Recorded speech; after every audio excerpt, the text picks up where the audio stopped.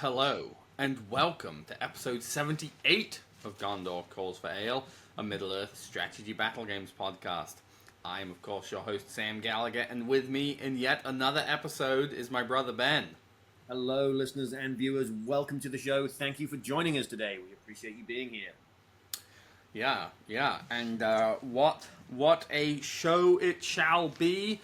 A little old school Gondor Calls for Ale here. No visual aids, so if you're listening, you truly aren't missing anything.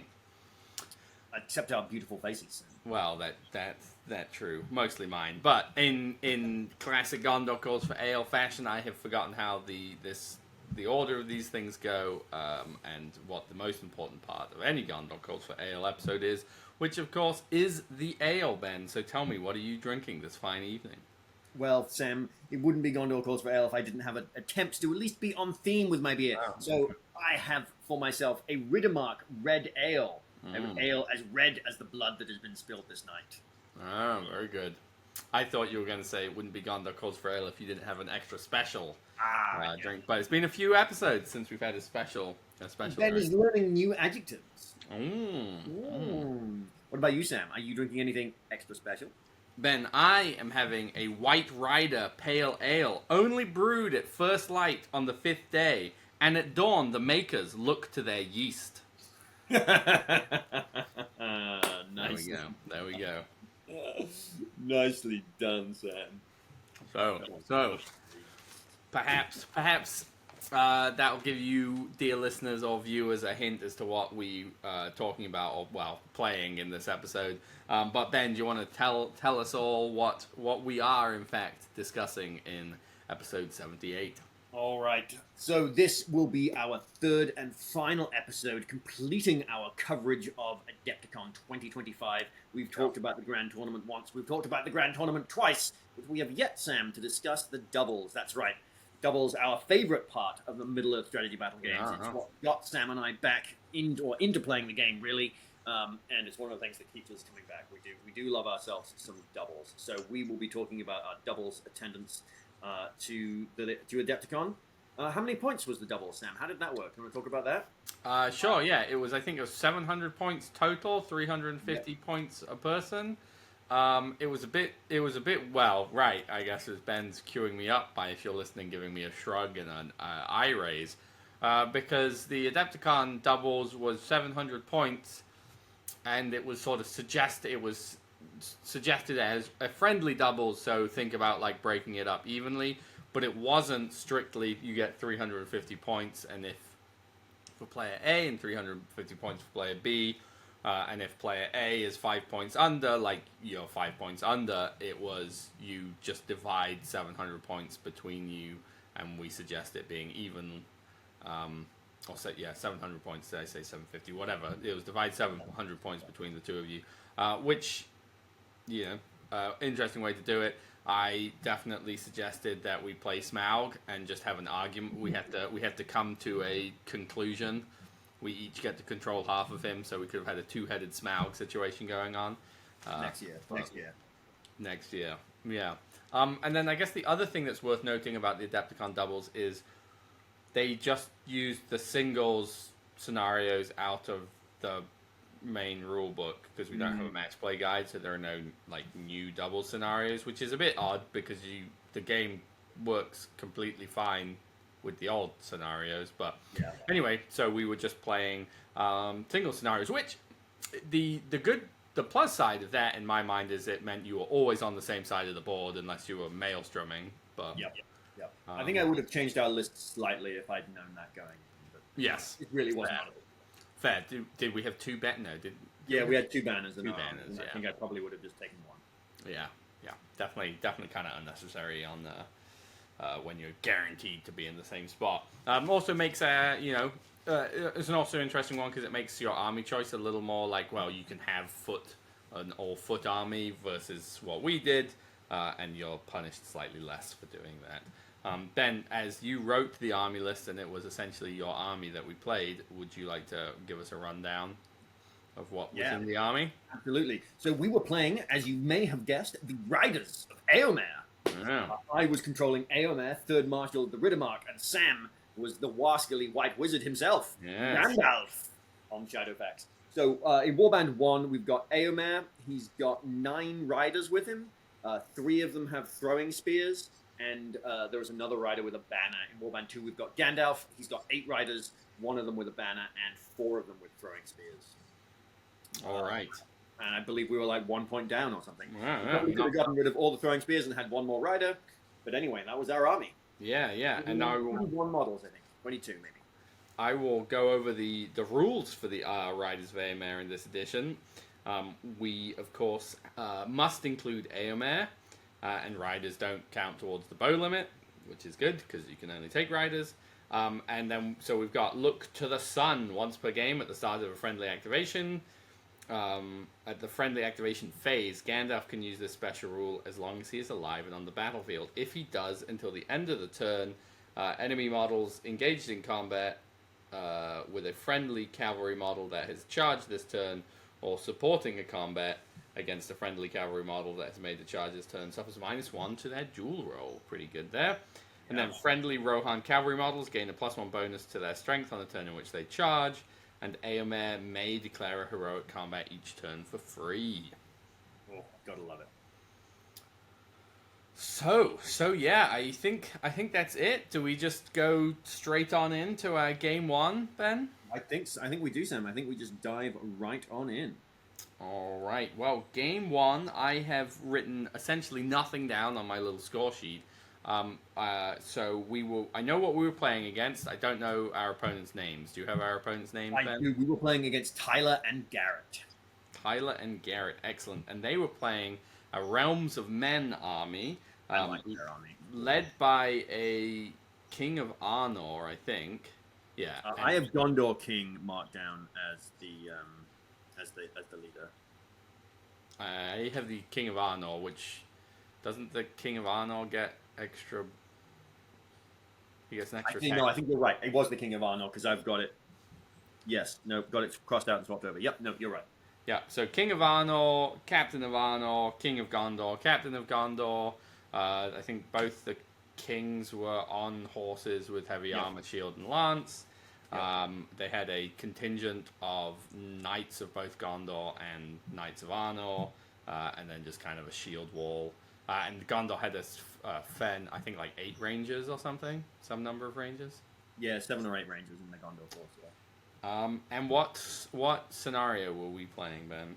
We were playing to the death, Sam. A good way to start any tournament, and a good way to end tournaments. I like ending to the death. Shall I give us a rundown to the death? I do as soon as I get to that part in my match play guide. I'm ready. We've got I have it right here. So it is a 12-inch deployment zone. Pretty standard, pretty nice. No need to get you a box because there's nothing to see here. Just because we don't have it up on the screen. So 12-inch deployment zone. We've got a game that lasts until the end of a turn in which one army is being reduced to 25% of its starting number. We have some victory points. You score 1 victory point if the enemy general was wounded during the game. If the enemy general was wounded and only has 1 wound remaining, then instead you score 3. If the enemy general has been removed as a casualty, instead you score 5.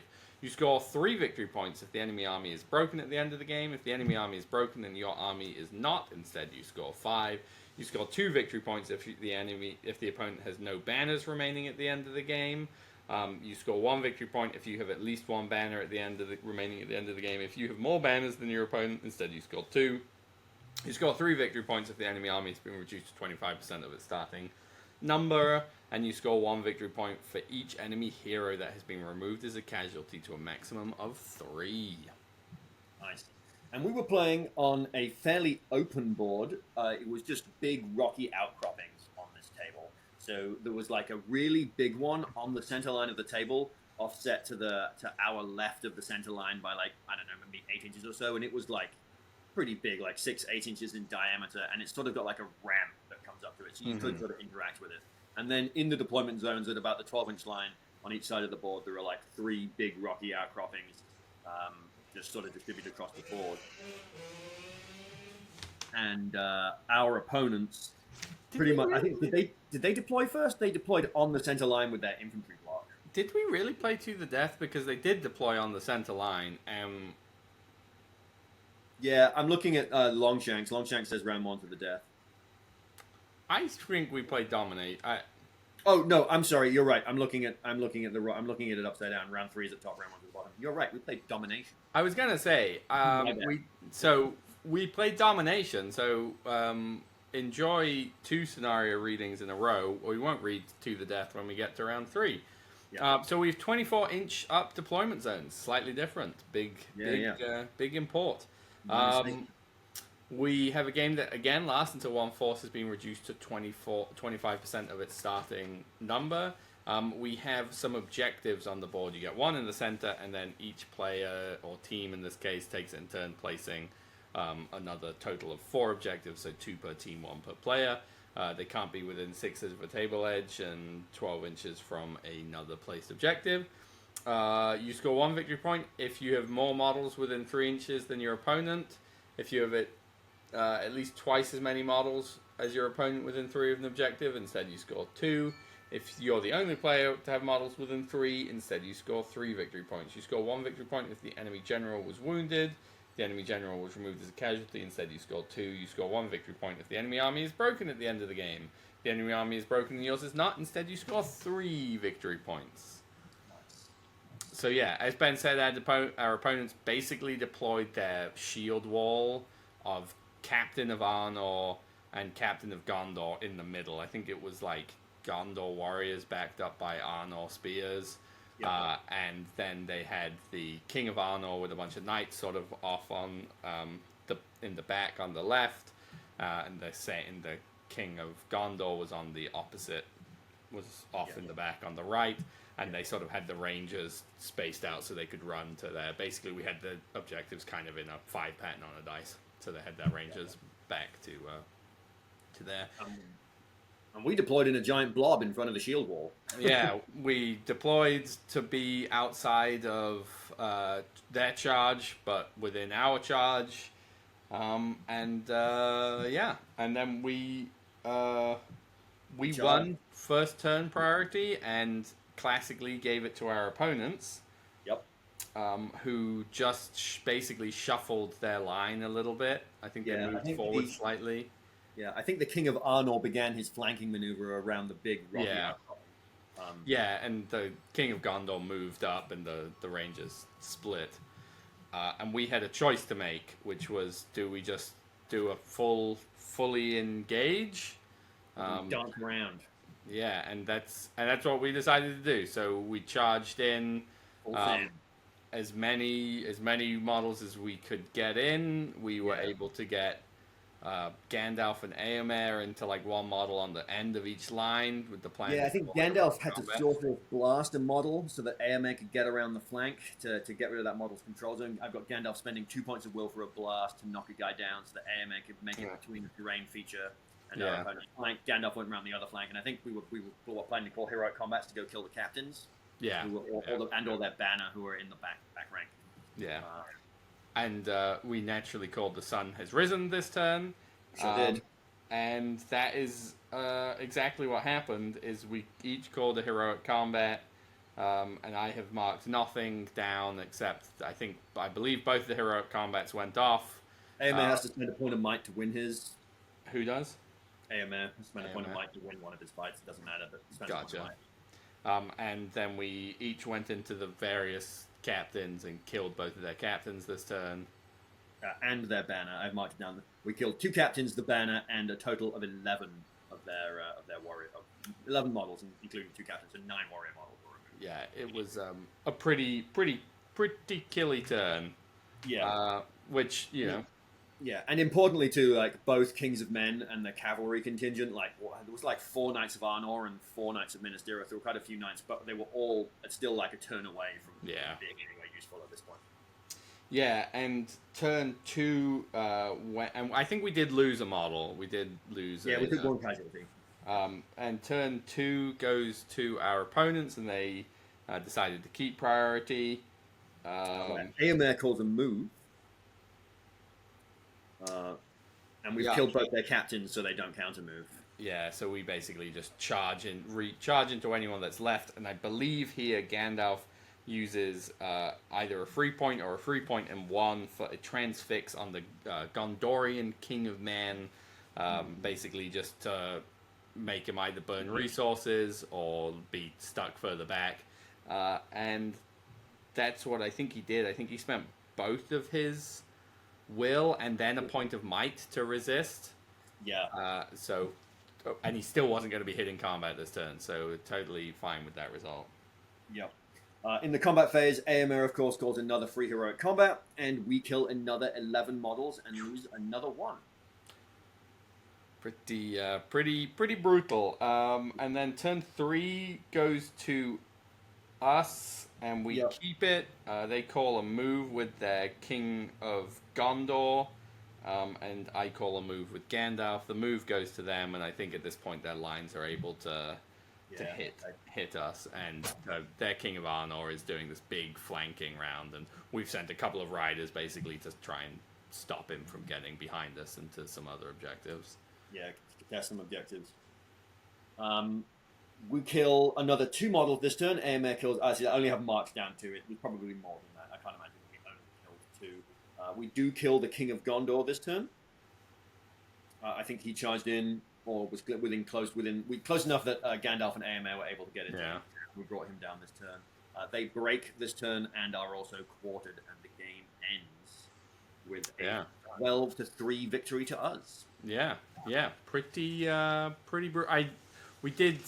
I think we sent towards the end of the game, like on this turn, because there weren't that many. We managed to get like a couple of riders towards the Rangers on their flank, just so they didn't get the full 3 off their flank.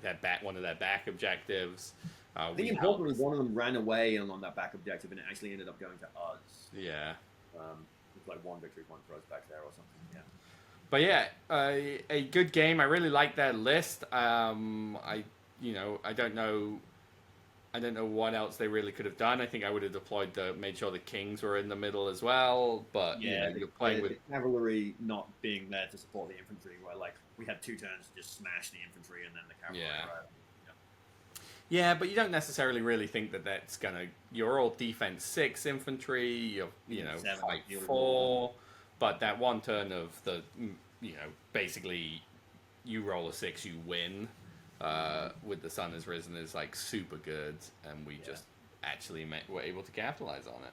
Yeah, and we talked about not having 2 banners, but this was definitely a game where it was nice to just have that 6-inch long or 12-inch long banner coverage. All right, so Ben, into round 2. I once again don't have the names or the scenario of our opponent or what we played written down. So well, fear not, I'm prepared, and this time, Sam, I shall get the scenario right. We were playing against Mick and Anakin, and we were playing Hold Ground. All right, do you want to read us Hold Ground this time? I shall indeed read us Hold Ground. Scenario number 3. We've got a game that ends in a 1 or a 2, in which one force has been broken. And we have 1 central objective in the middle of the board, and this is a Maelstrom mission, so nobody is deploying. You score 4 victory points if you have more models within 6 inches of the objective. Within 6 inches of the objective than your opponent. If you have twice as many models within 6, you instead score 8 victory points. If you have at least 3 times as many models within 6 inches of the objective than your opponent, or you're the only player to have models within 6 inches, you instead score 12 victory points. 1 victory point if the enemy general has been wounded during the game. 3 if the enemy general is slain. 1 victory point if the enemy army is broken. 3 if they are broken and you are not. And finally, 2 victory points if your opponent has no banners remaining at the end of the game. Yeah. And so our opponents were playing, I believe, the Defenders of the Pelennor? I believe you are correct, Sam. So led by Gimli, son of Glóin, accompanied by best pal Legolas and their bosom friend Irolas. Yeah, so we maelstrommed on. We won the first turn priority and made our opponents go first, where I believe Gimli rolled a 3. Yep. And we put him in a corner. Legolas rolled a 2, and we put him in the opposite corner. And Irolas rolled a 1. and did not arrive. Right. Yep.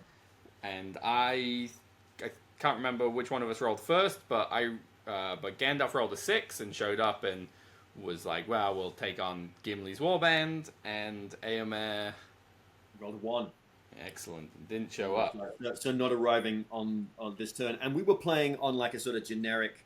I think there were like 5 sort of huts, houses, and a handful of trees scattered throughout. Yeah. Not a lot to really say about the terrain. Yeah, I guess we should say there were a bunch of, and Adepticon had several tables like this. There were a bunch of like individual trees on like 60mm bases kind of things, and we decided, or Ben decided, that we would accept counting the trees, the bases around the trees as woodland ground, which I had a hissy fit about because this is the second time that Ben has just been agreed to a terrain rule that I'm like, no, that's questionable and could fuck us. This time it didn't matter at all. I don't think. Maybe they put like one model that we would have had to like ride. Actually, I think I did end up riding through a tree once, but with like shadow. So it was like not a big deal, but it could have been because there were like quite a lot of trees. They could have. They could shuffled themselves. They were sort of more trees towards the center of the board around that center of objective. I think it's worth noting too, Sam, that Gimli's warband there were like 5 ghosts in Gimli, and that was it. Legolas's warband had a whole bunch of ghosts. It was like 12 of them or something, not 12. That's a lot of ghosts, but it was like a bunch of ghosts in Legolas's warband, and then Irolas, of course, is just leading Citadel Guard. Yeah, I couldn't quite remember what I was like. Was Gimli alone? I don't think so. But, yeah, he was with 5 ghosts. He was almost alone, which was not a space, not a place that Gimli wanted to be. Yeah. So turn 2 goes to us, and we decide to let them have it as well. I think Gimli and his warband try and like sort of run away a little bit. A little bit. Kind of move towards the middle just the best they can. Because they were really in a corner all by themselves. Yeah, and I think I chased them down with Gandalf and his riders, allowing myself to get some potential shooting and making sure I was outside of 27 of Legolas, so I wasn't going to get machine gunned down. And I believe Gandalf attempted a free, terrifying aura on himself and failed. I don't remember what Éomer rolled, but he does arrive this turn. It was a 6. It was a 6, nice. So we were able to corner Gimli. He came on. If Gimli was like in the center and moving to the middle, I was on the board edge, the east-west, and you came in on the north-south, whatever it was, and head him off. Cut him off with a pass. Yep. Which is kind of funny. Like we did kind of debate about it a little bit. Like, do we just go after Legolas because he's like Legolas? He's scary. He's got the bow. Yeah. He's the general. He's worth points. He's all by himself, placed with 5 ghosts. Which, it could have potentially taken us turns to work through Gimli. It could have gone on. It was a decision to make. Yeah. So turn 3 goes to us, and we decide to keep it. I think we go for some charges this turn. I think Gimli's like hiding in the center of ghosts, so we're basically pin the ghosts. Gimli's not going to be killing anyone, and try and work through the ghosts. I don't have anything else of note written down this turn. No, I have 1 kill. We got 1 kill this turn, and Éomer called the 3 heroic combat. Turn 4 goes to them, and they keep priority. I guess, does Éomer call a move here? Éomer calls a move, and Gimli counter moves, and the move up goes to Gimli. Yep. And so we're, going to get some more fights here. Gimli, I believe this turn, uses his free combat from the Defenders of the Pelennor, but then has to spend his remaining 2 might to get the kill, I think, into the one rider he was fighting, and then went in, and I think he then killed another 1 or 2. But Gimli, importantly, totally out of might. Yeah, I've got that we only took 1 casualty this time, so I don't even think he was really able to do anything with it. Did he maybe kill the one, go into another one, lose the fight, and take a wound? Because I have that he's lost the fate. Oh yeah, that's totally what happened. Or Éomer called, because Éomer called it free heroic combat, so maybe Éomer went into Gimli. I don't know. Well, I think it was just the one. Anyway, I think it was just the one rider who just like cranked it. Importantly, though, we do kill 4 of Gimli's ghosts this turn, which I think means that Gimli is now all by himself. So, turn 5 goes to us. We decide to keep it. There's no point of anyone on the other side of the board calling anything. We're basically like doing this thing where we're making sure we're staying out of their range, and also like kind of scooting towards the middle where we can. When Legolas moved onto the board, he only moved 3, and then the second turn when he only moved 3 because AML still wasn't on the board yet, and they weren't sure where he was going to show up. So Legolas spent a couple of turns not being as useful as he could be. Yeah. So we charge in this turn. I think we basically put Gandalf, Éomer, and as many riders, which is probably 2 that we can fit into Gimli. And Éomer calls a free combat, so we can potentially springboard off him, I assume. Yep. Gandalf also attempts to transfix him, but he does resist it. Yeah, gotcha. Yeah, we and I think we decided not to strike because we're tied fight, and we've got the Elven Blade on our side. Yep. So we do successfully kill Gimli this turn. Yes, indeed we do. Which takes us into turn 6, where they win the roll-off and give us priority. And we just decide to send as many models as we can reach, which isn't a huge number, into their army as possible. And in the combat phase, Gandalf calls a combat, and we also declare that the sun has risen this turn. Yep. AMR also called a free heroic combat this turn. That sun has risen, Sam, is good. You said we didn't get we didn't get a lot of riders in, and we didn't because we've been trying to keep away from Legolas. But we still got 8 kills this turn. It's definitely good. I mean, the riders, the like Army of the Dead is always rough because they're fight 3, but they're hard to kill. But there was a fair number of Citadel Guard, and I think we were able to get some into the Citadel Guard. And yeah, eight kills into the Dead was definitely rough. I also have it written down, Sam, that you transfixed Legolas this turn. So no sneaky shenanigans from the elf. Turn 7 also goes to us. I think there's a move off. Does Éomer call a move here? I've got a move between Éomer and Irolas, and the move goes to Irolas. Yeah, I also have that. I don't remember much else of what happens. Just a messy scrum, really. We take 3 casualties and kill 4. Éomer, of course, calls a free heroic combat this turn, and we take some hits onto Irolas. I don't remember if Gandalf managed to charge into him, or if it was Éomer that got into him, or just some lucky riders. But Irolas spends a point of fate and takes a wound this turn. And then turn 8 goes to our opponents, and Gandalf calls a move this time. Irolas uses his last point of might for a move, and the move once again goes to our opponents. And I have nothing else written down apart from I don't think it really matters. No, I think Legolas machine guns Shadowfax for some reason. Shoots Shadowfax. Yeah. Shadowfax is the point of fate and is okay. And he passes it because I'm taking it for a horse. We both kill 4 of each other's models, so we take 4 casualties and inflict 4 casualties. There we go, and that breaks them. They're broken at the top of this turn, and the game ends on the first roll. So they would have been broken at the end of last. Broken at the end of last turn. Yeah. So it was a major victory, 10-0. Yeah. But despite that, I think it's very worth noting. I've it written down, and it in the middle of the board that we had 10 models and they had 9. So as far as like scoring that central objective, it was actually a very very close game. Although getting that early kill on that general was just. Yeah, I mean, I think had it gone on, obviously Legolas was still at full heroic stats, but Gandalf had a might left. Éomer had a might left. Gandalf still had 3 will, and we I think we're in a pretty decent position to roll. Yeah, we weren't broken yet. We'd taken less than 10 casualties yet. Yeah. So if it had kept going, it would have kept going our way. Yeah. So into round 3, Ben, which I did in fact write down the scenario for round 3, which was to the death, which I read you earlier. Round 3, Sam. Here we are. Once again, we've won 2 doubles rounds, and we're going into round 3. Can we do it? Can we win 3? We've done it once. It's true.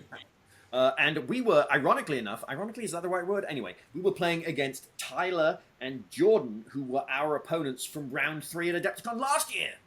So a grudge match continues, and they were once again playing dwarves. They were playing the army of No, I think it's Erebor Reclaimed, right? Erebor It was Thorin, Glowin, Nori, and Ori.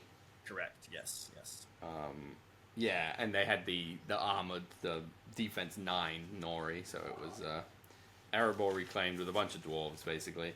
And we were playing on a kind of an interesting table, right? It was like, I think it was like mostly woodland. I think it was like Weathertop was the idea, and there was a 3D printed Weathertop on the right hand side as we were looking at the board. That was like took up most of the center of that side of the board. Yeah, it was like 20% of the table just in that terrain feature. It was the kind of thing where we were looking at, and it was like if they had decided that they wanted to play this game inside Weathertop, it would have been such a pain in the ass, and we would have lost because it would have been difficult ground and all of that stuff, and we wouldn't have been able to fit like any models. That basically, if they'd moved to do that, I would have been like, we'll just move to the other side of the board so nobody can get any shooting casualties and like go get a beer and call it a draw. Actually, though, we would have won because we had 2 banners to their 1. Oh, fair. I remember saying this because I remember looking at that board and going like, "Oh God, dwarves! They're going to castle up in that thing." Yeah. It'd be one of those games. And then I remember looking at my army list with the 2 banners and looking at their army list with the 1 banner, and there's 2 victory points tied up in there. Yes. Into the death. So I remember saying to you, "That's okay, Sam. We've got the banners. We'll just win sitting." Yeah. But so, they decidedly didn't do that. They were also kind of looked at it and were like, "No, screw that." And basically, I wonder if they would have if we weren't going to just win on banner VPs. Yeah, I said it out loud. Yeah. Well, next time keep that in the back pocket, and I'll give them the benefit of the doubt and say that this is the friendly doubles. While we do have 2 major victories, and so assuming they do as well, none of them were 20-0s, so we actually didn't have that many victory points. And I think Adepticon only gives out first place trophies for the doubles, so. Yeah. They do a bunch of other stuff like best display and all of that stuff, but yeah. So playing a bunch of Iron Hill dwarves, Thorin, Glowin, Nori, and Ori. Yeah, Dakota and Jordan are great, so it's going to be a fun game. Yeah. So turn 1, they won priority and gave it to us. And I don't have a huge memory of this game particularly, and don't have much written down. Yeah, for the first 2 turns we just push up. They had 2 crossbows. Yeah. And we were shooting at dwarves, which meant nothing happened. Yeah. By turn 3, I think we basically commit to we charge in. Gandalf spent a might to make. Oh, I think I did something. Did I transfix Thorin? I think I transfixed Thorin and rolled the 5 and spent a point of Gandalf's might to make it a 6. Yeah, that sounds right. Because I feel that you transfixed, but not that who you transfixed. Yeah, I think I transfixed Thorin, and I think it was because Thorin didn't do anything. And I think he just was like, that's fine. I'll eat I'm not gonna spend any will to try and get the 6. We did call the sun has risen this turn, but alas, unlike our other games, I think we actually didn't win that many combats, but the ones we did, we just couldn't kill dwarves. I think we won a fair number. This just we used all our luck in defense 8 last game, killing the dead guys. Yeah. This is by 4s. Do you have how many we killed? We killed 5 dwarves, but took 3 casualties in return. Yeah. So not the way we want that exchange to go. Yeah, I remember that we definitely lost some. They rolled with we rolled the 5 and they banned it into the 6 and the roll off went to them or whatever it was. So I have that turn 4 went to them and they decided to take it. I've got a move off between Nori and Eomer. The move off goes to us. Yep. Once again, Gandalf transfixes Thorin. I think I just. Sorry, go ahead. Finish that thought. I was gonna say. I think this was. I think I used 1 in a free and was like, "Don't worry, here's a 6," and got the 6. And I can't remember if they spent any will on it or not. No, Thorin doesn't spend any will on it until turn 6 to resist. And but there was how can you forget this game? Because every move off went to who did the move offs go to, Sam? Because we were the good guys. We were obviously. We were the good guys, the best guys. That's so true. Everything. It's not even true. The 3 models that they killed last turn weren't tied combats that went to us because I think we literally won all but 2 moves, all but 2 All good but versus one. evil rule. No, there was 2 because there was one that didn't matter and then Every one that good versus evil roll off. Oh, it was, so and every time, oh my god, I forgot about that. Every time we won it, I would go, to the good guys, the best guys. guys. And Oh, so dumb. amazing, yeah. They were good So, sports about it. They were really good sports about it. But they were so bad. We just won all the move offs, all the heroic, all the good versus evil roll offs. and there were a lot because we won all the move offs, so we were charging, which made our fight tied, Right, which yeah. meant we consistently won them all. Well, honestly, that's what kept us in the game. Yeah. Yeah, Yeah. we won all the roll offs. Couldn't get anything. All right, so we're on to turn 4. We've won the move off because it went to the good guys. The best guys. Thank you. We re-engage. Nori calls a cheeky heroic combat this turn and manages to kill out one of our banner bearers, which is pretty big because now we both have 1 banner. We get 4 kills this turn. Obviously, AMS calling a free heroic combat, trying to kill some dwarves, but take 5 casualties in return. So not the way the cavalry want it. Yeah, and I think Glowin does spend a point of might to win his fight. That is correct. And then we get into turn 5 where we win the priority and keep it, and we have a move off between Gandalf and Nori. And of course, the move off goes to the good guys, Ben. The best guy. The best guys, where Gandalf once again transfixes Thorin and rolls high enough that they decide not to resist. I think I'm basically just throwing one will and a free one almost every turn at this. Yeah. That's exactly what we're doing. Thorin's not done anything all game, which is just the way we want it, because he's out on the flank near Aemir, and he's like on a flank just ready to blow through riders, and Gandalf is like, no, transfix. Yeah, no free heroic combats for you, Thorin, King Under the Mountain. And I do have it noted down in this turn that all the tie combats go to us this turn, every single one of them. Despite that, Sam, we only get 2 kills this turn. Yeah. We take 1 casualty, so we're getting back ahead. Yeah. But Glowin has a terrible round, completely biffs his combat, and I think we rolled all our wounds on Glowin. I don't remember who was fighting him, but I have that Glowin spends 3 points of fate and point of might. Yes. Yeah. So Glowin tripped and fell on his own axe or something. Yeah, it was not good for him. And then turn 6. Fighting riders. I think so. I think it was not great. And it was definitely going for the good guys, the best guys. Turn 6 went to the good guys, who also happened to be the best guys. And we get another move off between Gandalf and Nori, and Ori this time, Sam. I have Ori written down anyway. I have Nori, so who's to say? Who's to say? At the end of the game, they're both out of might as far as I have it written down. So, the move goes to us. Thorin, I think, finally, I once again try and transfix him. I think he finally is able to resist. He blows all 3 of his will and successfully resists the transfix this turn. And gets and then calls a free heroic combat, in which I assume he kills some number of riders. Yeah, well, I was doing a bad job of keeping tally at this point. No, I don't think I was. I think I did a fairly good job, because we only took 2 casualties this turn, so I think that was Thorin's turn, and we only got 1 kill in return. And then turn 7. Turn 7, yeah. Turn 7 also goes to us. We decide to once again keep priority because we're greedy folk. And we get a move off between Aomer, I assume, calls the move, and Thorin. And can you guess who it goes to, Ben? It goes to the good guys. The best guys. And I will just take this moment to say, if you too want to win a crazy amount of heroic or good versus evil roll-offs, and if you want it to go to the good guys, the best guys, then I can do no more than recommend the Baron of Dice for all your rolling needs, Ben. The Baron of Dice is, of course, the official sponsor of Gondor Calls for Ale, and makes beautiful hand-swirled resin dice with no microbubbles and a personal guarantee of Gondor Calls for Ale to roll 6s at least some of the time.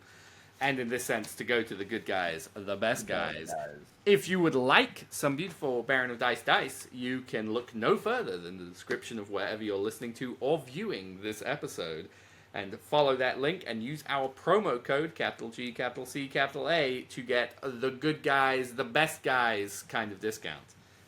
So, yes, check that out. Helps us out, helps the Baron out. There are some awesome Lord of the Rings dice there. Definitely check them out. All right, Sam. So on into turn 7, we've won the move off. Gandalf spends his final point of will, I believe, to once again transfix Thorin, King Under the Mountain. And we get a strike off. Glowin has managed to charge into Éomer, I think. Sounds... Éomer is out of might. Oh, he's got 1 might left. 1 might left. Glowin strikes. Éomer wins the fight. Glowin takes a wound. And I believe this game ends on time. No, I think we were... Or did we roll it? Were we broken at this point? I think we were broken at this point. Because we didn't have many Oh, models yeah, we left. were. That's 5, 9, 10, 11, 12 casualties taken. Yeah. So I believe this one ends on break, which... and it ended up as a major loss to the good guys, the best guys. A 1-9 is what I have the victory points down as. But I don't think had it not ended, I think had it kept going, we were definitely in a losing position. Yeah. There were I way think more. it must have ended on time. Either that, or I did a bad job keeping tally because it's this to the death ends on 25%. Yeah. I don't know. Maybe it was. Either way though, the game ends this turn 9-1 or 1-9 loss. Yeah.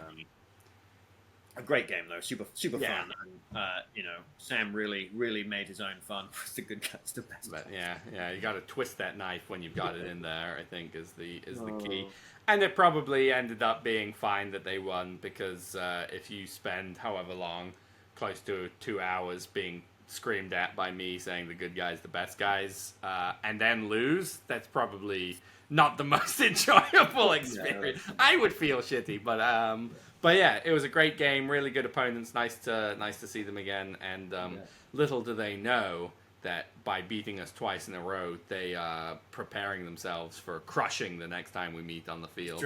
It's true. It's just what happens. It's only fair. It's only fair. I don't make up the rules. I just enforce them.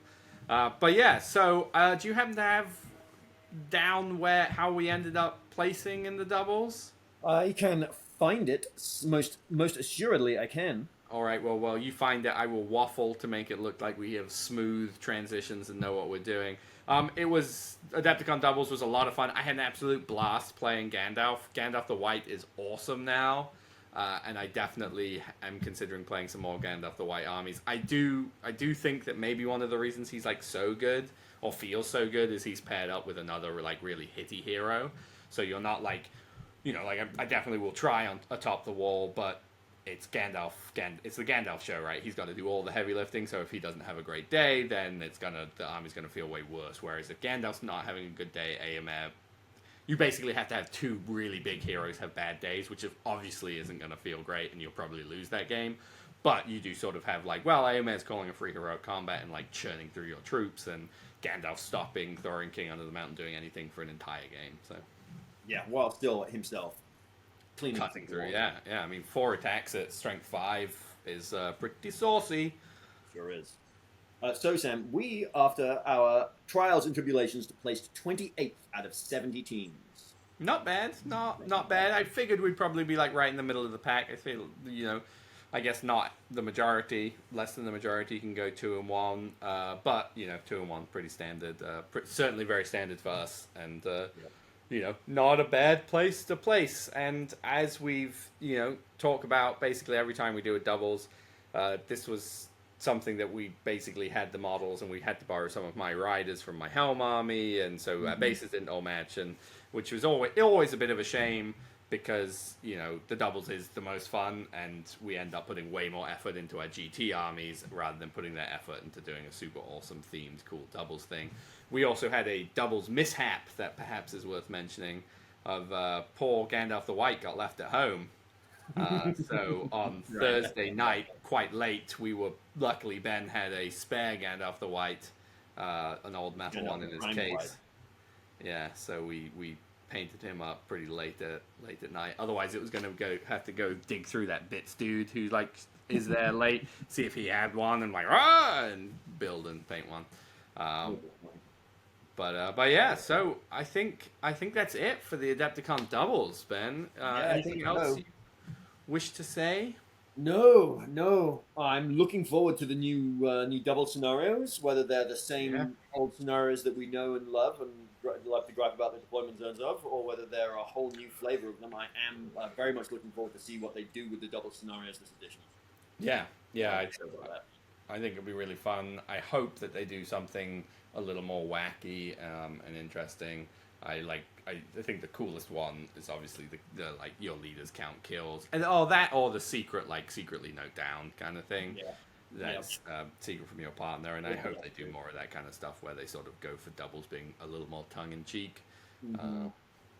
So yeah, I think that is it. This will be the last of our Adepticon 2025 coverage.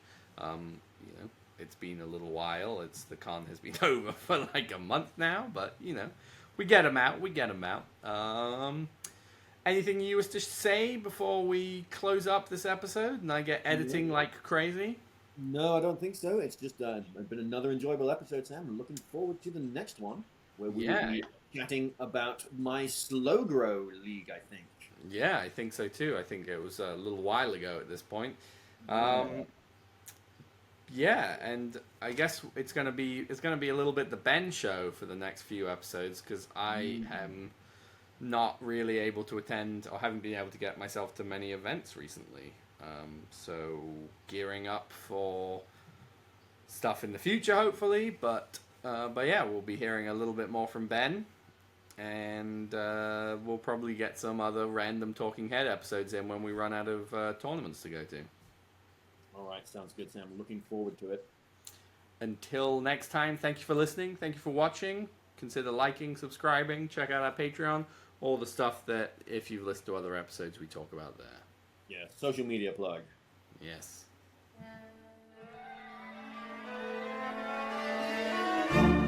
Thank you for listening to Gondor Calls for Ale. We hope you have enjoyed this episode.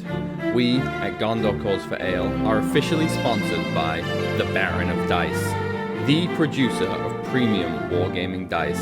These beautifully hand-swirled resin dice have no microbubbles and are therefore perfectly balanced. With over 3,000 variants and unique designs, nearly every tabletop gaming system is represented.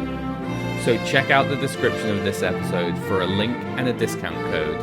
Go buy yourself some new dice and let the good times roll. We at Gondor Calls for Ale are not associated with Games Workshop, New Line Cinema, or the Tolkien Estate.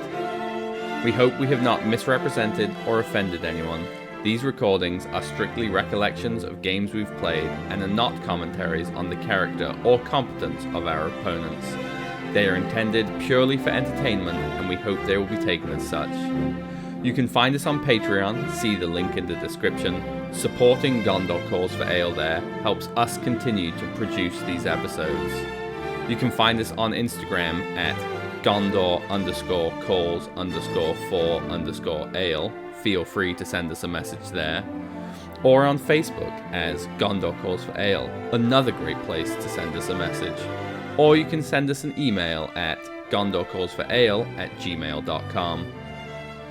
As Boromir, Captain of the White Tower, once said, remember today, listener, today this episode was good.